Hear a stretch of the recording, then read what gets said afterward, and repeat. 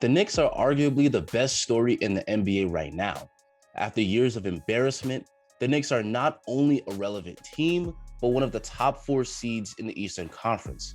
It's an incredible achievement for a team that's been out the playoffs for 7 straight seasons.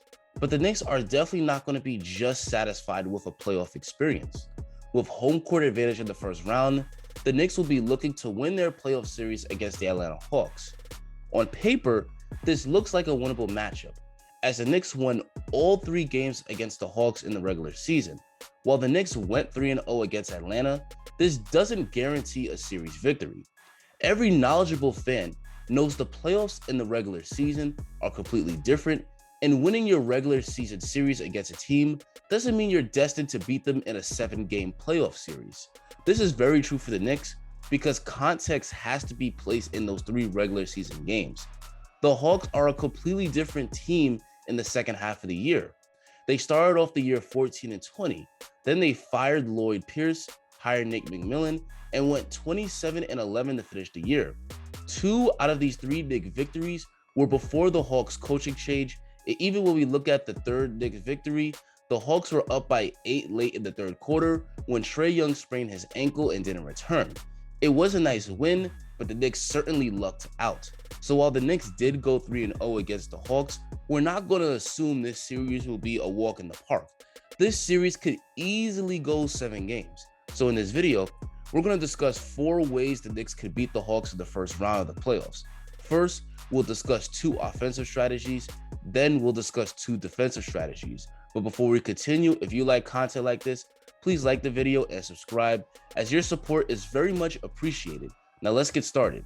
The first key to beating the Hawks will be to have a balanced playbook for Julius Randle, which should include plenty of high post and low post plays to allow Randle to go 1v1.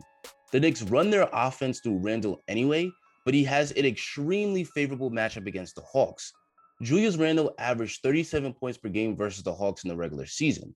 He scored 28 against them in January, and then 44 and 40 in the last 2 games against them. The Hawks simply don't have a defender that can guard Randle. John Collins is no match for him.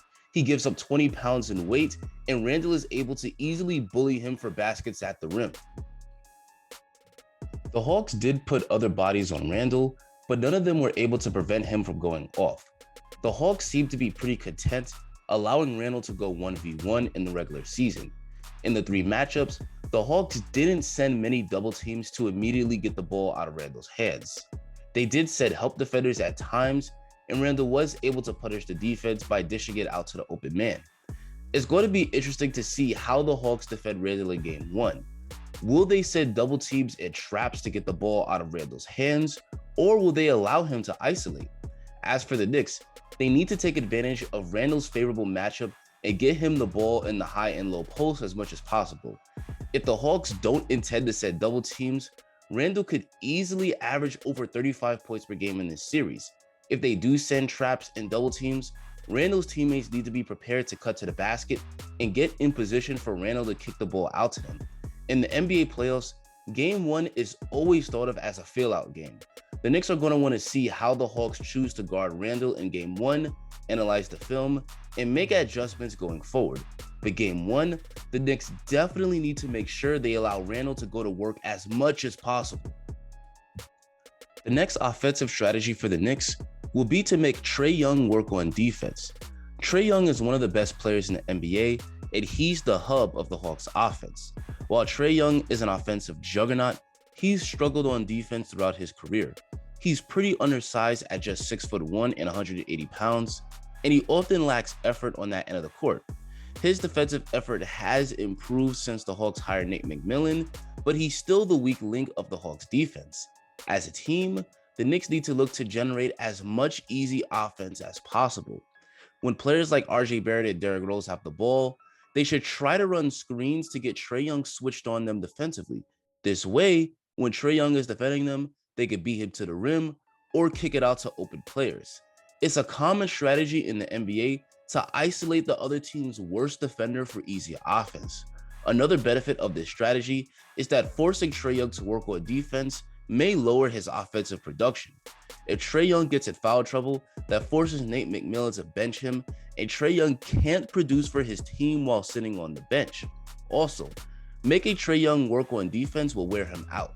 Trae Young will get his numbers because he's too good of a player, but this will really benefit the Knicks in the fourth quarter when Young is too tired to deliver in the clutch. For that reason, the Knicks have to look to isolate Trae Young as much as possible throughout the game. Now we're going to talk about defensive strategies. The Hawks run their offense through Trae Young, so stifling him will go a long way in helping the Knicks to win the series. Fortunately for the Knicks, they did a great job of defending Trae Young in the regular season. Trae Young averaged 25 points and 12 assists per game against the Knicks in 3 games, but he did that while only shooting 36% from the field and 21% from 3 in those matchups. The Hawks run a ton of pick and roll involving Trae Young. The Knicks guards need to go over the screens to prevent Trae Young from getting the open pull-up 3 and force him in the paint to make him score over the Knicks rim protectors. He's really good at floaters, so it's pick your poison, but is better than allowing a pull-up 3. The Knicks also need to keep Trae Young off the free throw line. Trae Young is one of the best players in the league at drawing fouls. He attempts 9 free throws a game and hits them at 88%. He's become a lot like James Harden, where he's mastered the ability to drive, extend his arms, and the second he feels the contact, going straight up to draw the foul. He's also a flopper, so he'll exaggerate the contact in order to really sell it. The Knicks defenders must stay disciplined and keep their hands up on his drives to avoid Young's foul baiting. It's easier said than done, but keeping Young off the free throw line will go a long way in containing him. I'd highly recommend the Knicks give Frank Ntilikina more burn this series. I know he's been out the rotation for most of the year, but he's still a very good defender, and he's historically defended Trae Young really well. Frank has great size at 6'6" with a 7-foot wingspan, and he can use that size to bother Trae Young. Frank is also a great pick and roll defender, great at getting around screens, and using his length to prevent the guard from getting a good look off. Derrick Rose will get most of the minutes at point guard, but Frank should definitely get some burn and be assigned with locking up Trae Young. The last defensive strategy will be to keep Clint Capella off the glass. Clint Capella is having a very underrated season for the Atlanta Hawks. His work on the defensive end and on the glass has made the Hawks a much better team this season. He led the entire NBA in offensive rebounds per game. He even had a game where he managed to get 26 rebounds against the Detroit Pistons. He's huge for the Hawks offense because the offensive rebounding keeps possessions alive. It gives them multiple chances to score. If the Knicks allow Clint Capella to dominate them on the glass, they're going to be in for a long series. Nerlens Noel needs to work hard to box out Capella and prevent him from getting those offensive boards. Even if he doesn't get the rebound, if he can at least box Capella out, this will allow his teammates to secure the defensive board. Of course, Nerlens Noel will oftentimes have to help out on drives to the rim, which could allow Capella to get rebounds and putbacks. The Knicks need to make it an emphasis as a team to put a body on Capella when Noel moves to protect the rim. Rebounding is a very underrated part of defense. A defensive stop ends with a defensive board. You could play hard defense for a full possession, but if you don't get the defensive board, you allow the other team to get another chance to score. The Knicks must work hard to keep Clint Capella off the offensive glass if they intend to win this series. This Knicks-Hawks matchup should make for a very fun first-round playoff series.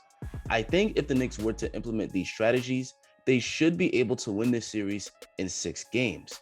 But of course, they will need to make a game-to-game adjustment as the series goes along. Fortunately, Tom Thibodeau is a very experienced head coach who's been in the playoffs plenty of times before, and he's got a great coaching staff with him. It's also going to be interesting to see how Coach Tibbs adjusts the rotation. The Knicks rotation has usually been 10 deep in the regular season, but rotations typically get cut in the playoffs.